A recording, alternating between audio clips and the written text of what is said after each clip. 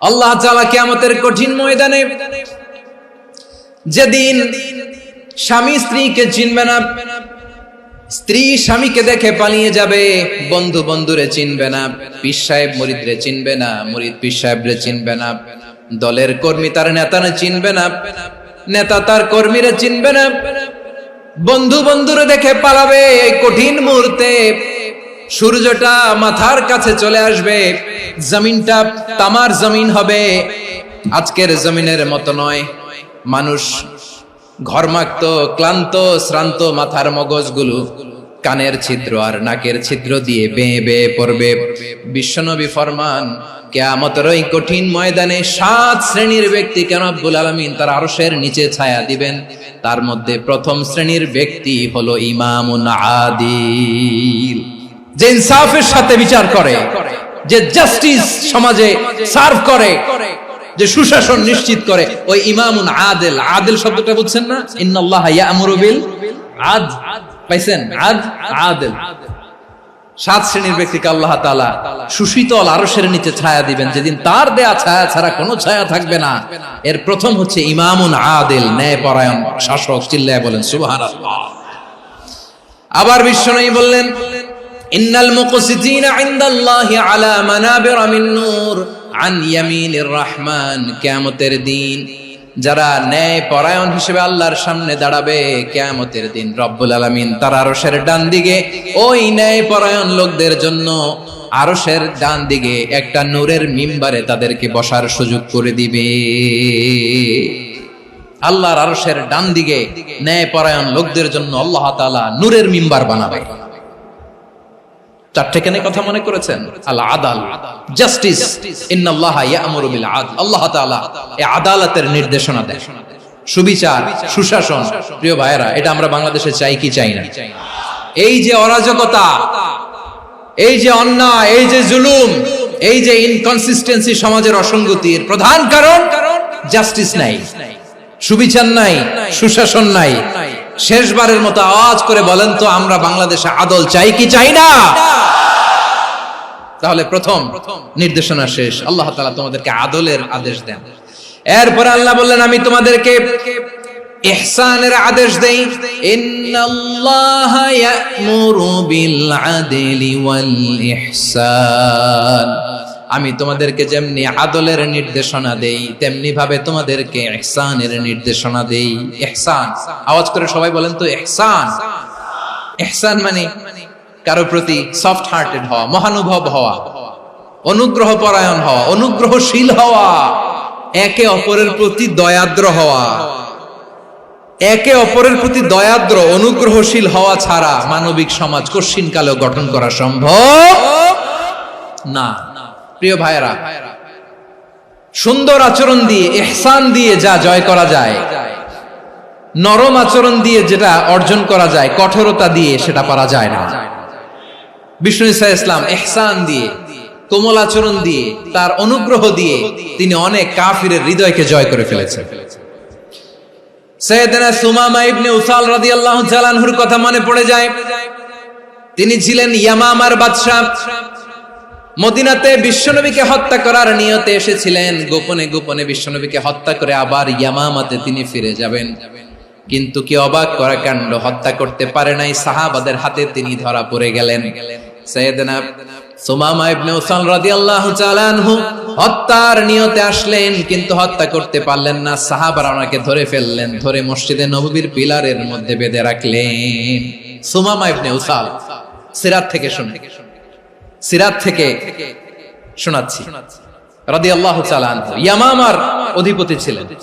বিশ্বনবীকে হত্যার জন্য আসছেন, ধরা পড়ে গেছেন, এখন মসজিদে নববীতে বেঁধে রাখছে, তার মানে বন্দী। এখন স্ট্যাটাস কি? বন্দী, ক্যাপটিভ। তো বিষ্ণু ঈসা ইসলাম সাহাবাদেরকে বললেন, তার খোঁজ খবর নিও, সুমামা ইবনে উসালের খোঁজ খবর নিও। সাহাবার বলেন, ইয়া রাসূলুল্লাহ, আপনাকে হত্যা করতে এসেছে, তার তো কঠিন ক্যাপিটাল পানিশমেন্ট হওয়া দরকার, কঠিন শাস্তি হওয়া দরকার। বিশ্বনবী বললেন, না, আমি যেটা জানি তোমরা সেটা জানো না, তোমরা সুমামার সাথে ভালো আচরণ করো। বিশ্বনবী সুমামার কাছে গেলেন। প্রথম দিন যে তিনি কালেমার দাওয়াত দিলেন, ইমানের দাওয়াত দিলেন, ইসলামের দাওয়াত দিলেন, রিসালাতের দাওয়াত দিলেন, আখিরাতের দাওয়াত দিলেন।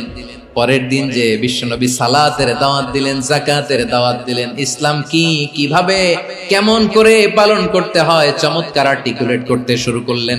তন্ময় হয়ে সুমামা ইবনে উসাল রাদিয়াল্লাহু তাআলা আনহু বিশ্বনবীর কথাগুলো শুনতে আরম্ভ করলো। একদিন নয়, 2 দিন নয়, টানা 3 দিন বিশ্বনবী সুমামার কাছে ইসলামকে প্রেজেন্ট করেছেন, উপস্থাপন করেছেন। আওয়াজ করে বলেন, কয় দিন? 3 দিন। 3 দিন মসজিদে নববীতে বাধা। আর সাহাবীদেরকে বললেন, তার খোঁজ খবর নিও, তোমরা যে রুটি বানাও এর মধ্যে সবচেয়ে ভালো আটার রুটিটা তারে দিও, সবচেয়ে রিফাইন্ড খেজুর, যেটা পিওর খেজুর, এটা তারে দিও। আর বিশ্বনবী নিজের উট থেকে দুধ দহন করে ওনার বাড়ির এক কর্মচারীকে বলেছেন, দুধ দহন করে সুমামার জন্য নিয়ে যেও। সুবহানাল্লাহ পড়বেন না? সবাই তো অবাক, ইয়ামামা থেকে আসছে নবীকে হত্যা করতে, বিশ্বনবী দেখে তারে জামাই আদর করে।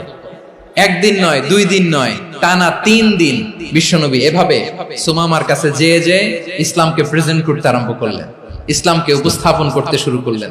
আর তাকে চমৎকার এন্টারটেইনমেন্ট, আপ্যায়ন দিতে আরম্ভ করলেন। টানা 3 দিন যখন ইসলামের দ্য বিউটিজ অফ ইসলাম, ইসলামের সুমহান বাণী, সৌন্দর্য তার কাছে উপস্থাপন শেষ, তাকে আপ্যায়ন শেষ, বিশ্বনবী বললেন সাহাবাদেরকে, যাও এবার সুমামার হাতের পায়ের রশি দুটো খুলে দাও। সাহাবারা তর্ক জুড়ে দিলেন, লা ইয়া রাসূলুল্লাহ, এমনটা করবেন না তো, ভয়ঙ্কর ভয়ঙ্কর খুনি, কি জানি কি হয়ে যায়। বিশ্বনবী বললেন, না, তার হাতে পায়ের রশিগুলো খুলে দাও। সাহাবারা বিশ্বনবীর কথা মতো তার হাতে পায়ের রশিগুলো খুলে দিল। সুমামা মুহূর্তের মধ্যে মসজিদে নববী থেকে বের হয়, ইয়ামামায় ফিরে না যে মসজিদে নববীর পাশে একটা খেজুর বাগান ছিল, সেখানে চলে গেলেন। সেখানে একটা ছোট্ট কুয়া ছিল, কুয়ার পানি দিয়ে তিনি গোসল করলেন। সুবহানাল্লাহ পড়েন। কুয়ার পানি দিয়ে গোসল করে মসজিদে নববীর সামনে এসে বিশ্বনবী এবং সাহাবাদের সামনে দাঁড়িয়ে সাব্বাবা উঁচু করে বললেন, আশহাদু আল্লা ইলাহা ইল্লাল্লাহ ওয়া আশহাদু আন্না মুহাম্মাদান আবদুহু ওয়া রাসূলুহু। আমি সাক্ষ্য দিচ্ছি আল্লাহ ছাড়া কোনো ইলাহ নাই, আর মুহাম্মদ আল্লাহ তাআলার প্রেরিত বান্দা এবং রাসূল।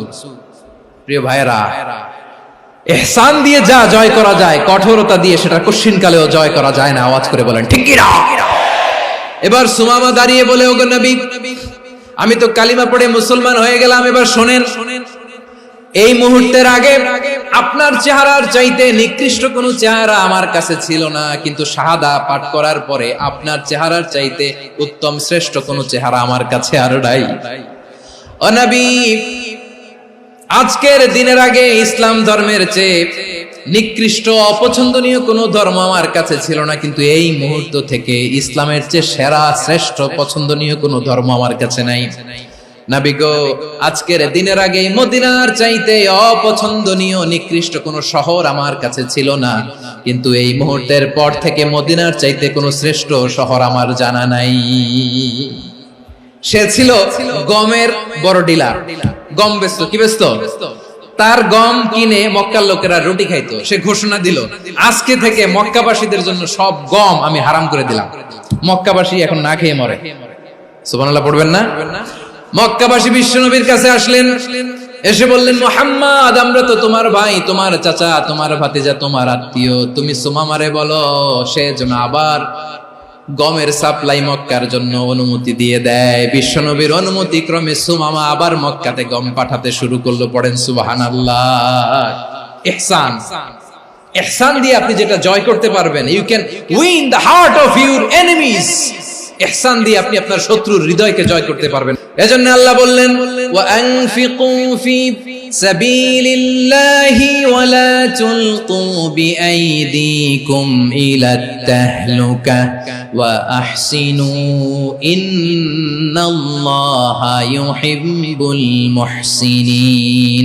তোমরা আল্লাহর রাস্তায় দান করবে আর নিজেরা নিজেদেরকে ধ্বংসের হাতে ঠেলে দিও না। তোমরা একে অপরের প্রতি ইহসান করবে, কারণ ইহসানকারীদেরকে আল্লাহ বড় ভালোবাসেন। সুবহানাল্লাহ পড়েন।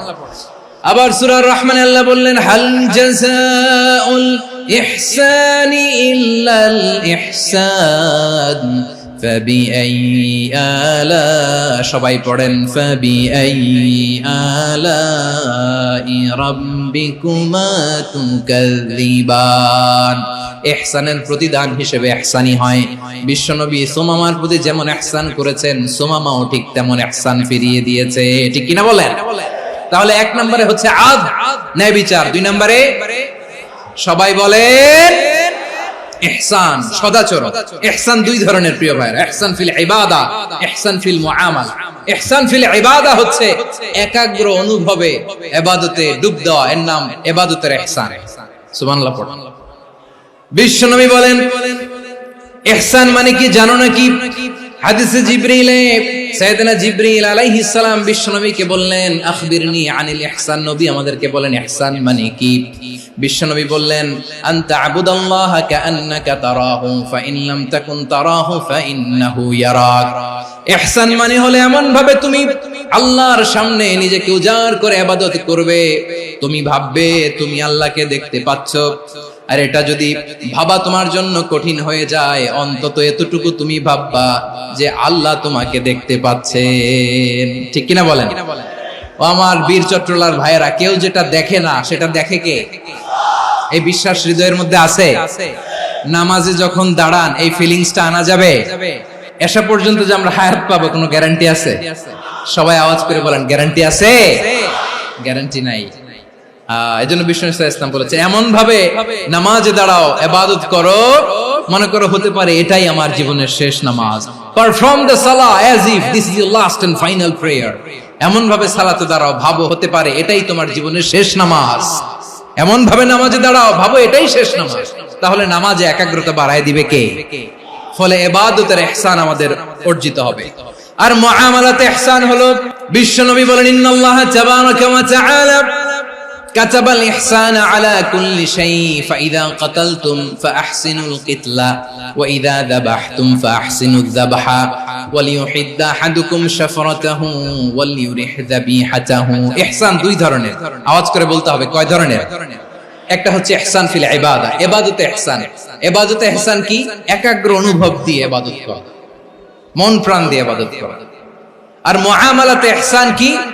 সব কাজে, দৈনন্দিন কাজে, কর্মে, সামাজিক অ্যাক্টিভিটিতে কোমলতা প্রদর্শন করা, অনুগ্রহের সাথে সবকিছু করা। আল্লাহ তাআলা ইন্নাল্লাহা তাবারাকা ওয়া তাআলা কাতাবাল ইহসান আলা কুল্লি শাই, তিনি সবকিছুর ব্যাপারে ইহসানকে আবশ্যক করেছেন। সবকিছু, মুমিনের সব কাজে ইহসানের পরশ থাকবে। ওয়া ইযা কাতালতুম ফাহসিনুল কিতলা, বিষ্ণুই বলেন তুমি যখন কাউকে হত্যা করো ইহসানের সাথে করো। সুবহানাল্লাহ পড়বেন না? যখন হত্যা করো তখনও ইহসানের সাথে। আচ্ছা হত্যা করবো আবার ইহসান আসবে করতে করে, তো মেরেই ফেলবো আমি। আল্লাহ, ও ভাই একজন খুন করেছে, খুনি, রাষ্ট্রীয় আইনে তার শাস্তি হয়েছে ডেথ পেনাল্টি, মৃত্যুদণ্ড। এখন মৃত্যুদণ্ড দেখে আপনি যেমনি মন চায় তেমনি মারবেন লোকটারে? ওর নাক কেটে ফেলতে পারবেন? ওর কান কাটতে পারবেন? ওর চোখ উপড়ে ফেলতে পারবেন আপনি? যেমন মন চায় তার অঙ্গহানি করা যাবে না। ইহসানের সাথে তাকে হত্যা করো। সুবহানাল্লাহ, this is Islam, this is the true essence of Islam. ওয়া ইযা যাবাহতুম ফাহসিনু যাবহা, যখন জবাই করবে তখনও ইহসানের সাথে জবাই করো।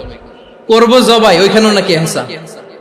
আচ্ছা কুরবানির দিন আমরা পশুগুলোরে কি করি বলেন? সবাই আওয়াজ করে জবাই। জবাই মানে তো এটার মেরেই ফেলতেছি, একটু পরে তো টুকরো টুকরো করে গোশতগুলো খাবো, এটা তো খাবো, এটা তো মেরেই ফেলবো। বিষ্ণু বলে না, জবাইয়ের মধ্যেও মুমিনের জবের ভেতরেও ইহসানের পরশ থাকা চাই। যখন জবাই করবে প্রাণীটাকে হাত পা টাইট করে বেঁধে নাও, ছুরিটাকে শার্পেন করে নাও, ধারালো করে নাও, যাতে অল্প সময়ে জবাইটা হয়ে যায়, প্রাণীটা যাতে কম কষ্ট পায়। সুবহানাল্লাহ পড়ে। দিস ইজ কল্ড ইহসান। আল্লাহ তাআলা যেমনি আদলের আদেশ করেছেন, ন্যায় বিচার, জাস্টিস এনশিওর করতে বলেছেন, সমাজে ইহসানের ব্যবহার, ইহসানের অনুশীলন তিনি করতে বলেছেন। এজন্য মুমিনের প্রতিটি কাজে, আমার চট্টগ্রামের ভাইরা আমার দিকে তাকান, খেয়াল করে শুনুন, মুমিন জীবনের প্রতিটি কাজে ইহসানের পরশ থাকা চাই। আমরা যেন আমাদের পরিবারের প্রতি ইহসান করি, আমরা যেন আমাদের কর্মচারীদের প্রতি ইহসান করি, আমরা যেন আমাদের কলিগদের প্রতি ইহসান করি, আমরা যেন আমাদের ভাইদের প্রতি ইহসান করি। মুমিন জীবনের প্রতি কাজে ইহসানের পরশ থাকার দরকার আছে না নাই? কথা বুঝতে পেরেছেন? তাহলে আল্লাহ তাআলার তিনটা আদেশ ছিল, কয়টা গেল? প্রথমে কি ছিল? আদল। 2 নম্বরে, 3 নম্বরে রব্বুল আলামিন বললেন ওয়া ইতাইদিল কুরবা, নিকটাত্মীয়দেরকে দান করো। নিকটাত্মীয়দেরকে দাও, যারা তোমাদের ব্লাড কানেকশনের আত্মীয় তাদেরকে তোমরা দাও।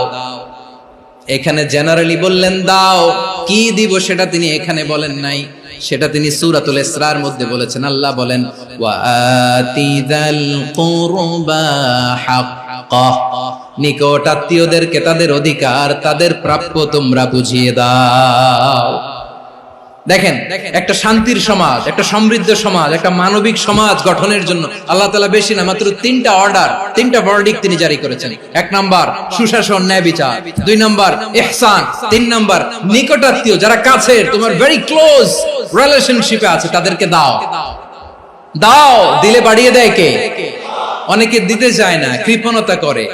দিলে বাড়ায় দেয় কে? ওমিয়া, মদিনার মধ্যে সবচাইতে গরিব সাহাবী ছিল বেলাল রাদিয়াল্লাহু তাআলা আনহু। ওনার এন্টায়ার অ্যাসেট, সম্পদের পরিমাণ কতদূর জানেন? একটা লুঙ্গি। বেলাল রাদিয়াল্লাহু তাআলা আনহু, ওনার টোটাল ওয়েলথের এস্টিমেশন হচ্ছে মাত্র একটা লুঙ্গি। একটা লুঙ্গি, টোটাল ওয়েলথ এস্টিমেশন, টোটাল সম্পদের পরিমাণ বেলাল রাদিয়াল্লাহু তাআলা আনহুর কি ছিল? ওই বেলাল রাদিয়াল্লাহু তাআলা আনহুকে বিষ্ণু ইসলাম বলেছেন আনফিক ইয়া বেলাল, ও বেলাল তুমিও দাও। ওয়ালা তাখশা মিন যিল আরশি ইখলালা, আরশের অধিপতির তো কোনো ঘাটতি নাই, তুমি দিলে ওই আল্লাহ তোমারে বাড়ায় দিবে। এজন্য আমার প্রিয় ভাইয়েরা, দিলে কমে না, দিলে বাড়ে। অনেকে ধরে রাখে, নতুন কিছু নিতে পারে না, হাত দিয়ে যেটা ধরে রেখেছেন এটা দিয়ে দেন, বড় একটা ধরার সুযোগ পাবেন। জোরে বলেন ঠিক কিনা?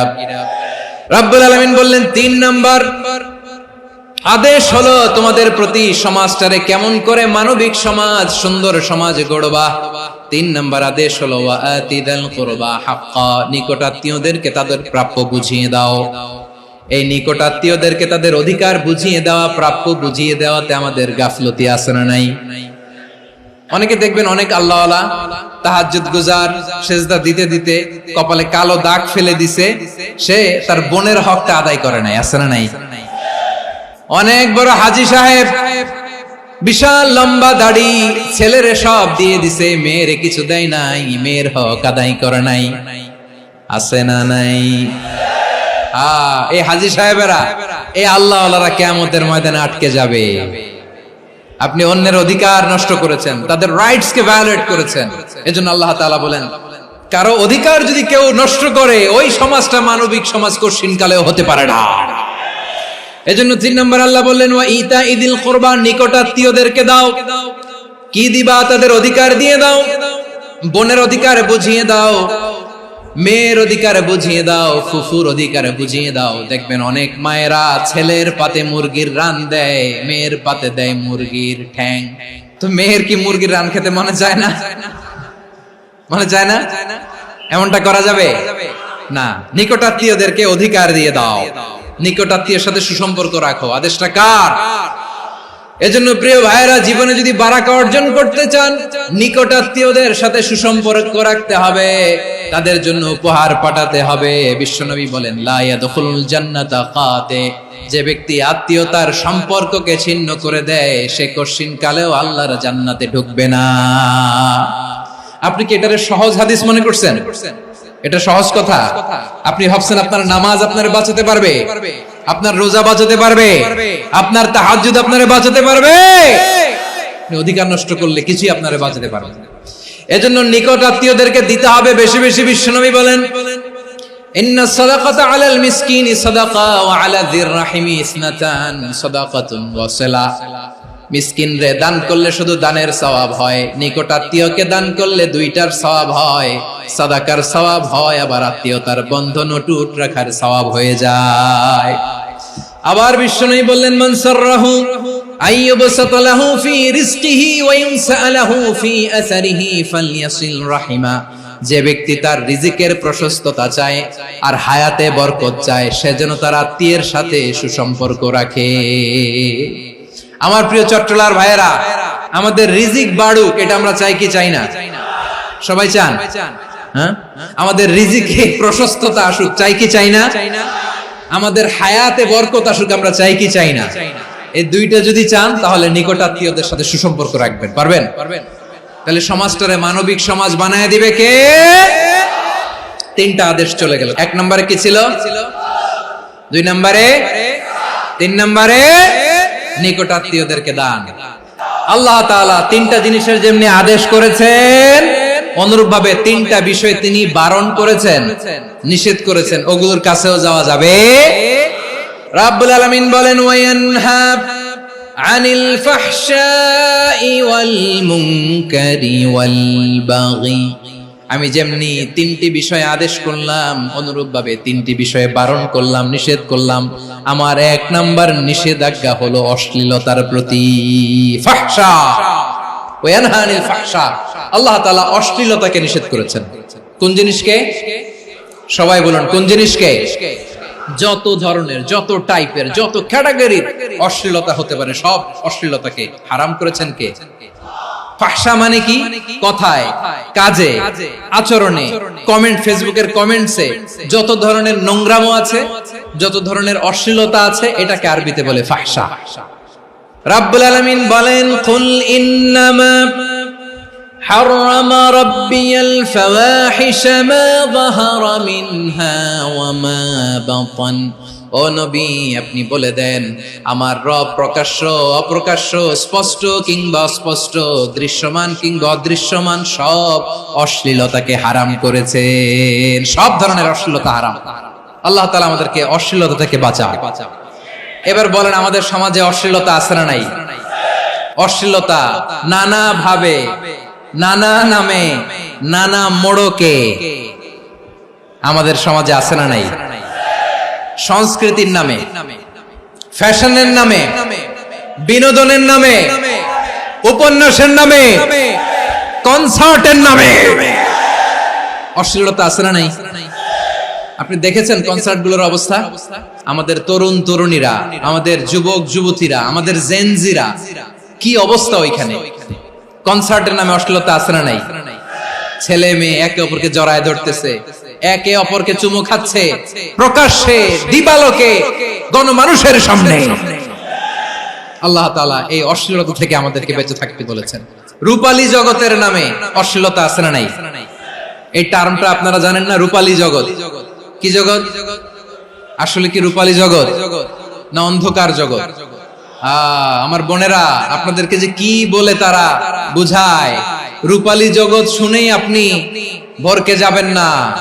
রূপালী জগতে যে নারী যত বেশি উলঙ্গ, সে নাকি তত বেশি সাহসী। জানেন? বলে এটা একটা সাহসী নারী, খুব সাহসী পদক্ষেপ তার। যত বেশি শরীর থেকে কাপড় নামাতে পারবে, যত বেশি বস্ত্রহীন হয়ে নিজেকে প্রেজেন্ট করতে পারবে, সে নাকি তত বেশি সাহসী। আমার চট্টলার ভাইয়েরা, শয়তানের প্রথমে এজেন্ডা ছিল বনি আদমকে বস্ত্রহীন করা।